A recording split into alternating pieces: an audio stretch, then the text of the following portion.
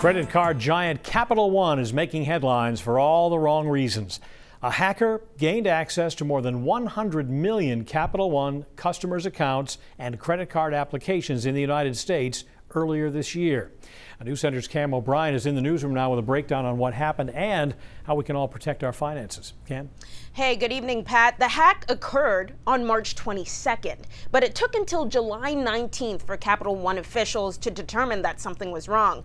Among other things, it compromised credit card applications as far back as 2005. And in a statement, Capital One said they have since fixed the issue, but are still investigating. So let's break down what happened. Who is behind the breach? Well, the answer to that is 33-year-old software engineer Paige Thompson.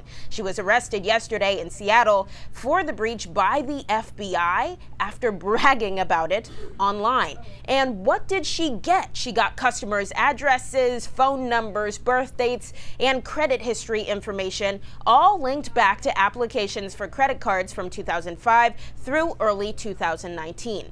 And what does Capital One say? They're maintaining that no credit card information or login information was exposed, but they say 140,000 social security numbers were put at risk. And we talked to the Town and Country Federal Credit Union about the best ways to avoid having your financial information compromised. And they say the best tool is your own vigilance. Monitor your credit report constantly, look at your statements, and make full use of your bank's online tools. Knowing the ins and outs of your own credit report leaves no guessing as to whether someone got access to your information.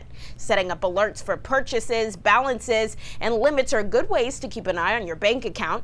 And Town and Country says when people get a hold of your valuable personal information, they'll try and use it for their own financial gain.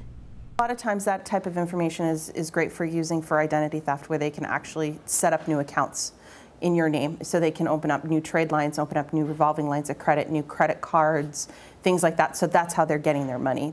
They're opening up new trade lines in your name fraudulently, and then they're spending the money on those new accounts. Now, Heidi also recommends changing up your passwords often and make them complex and personal to you.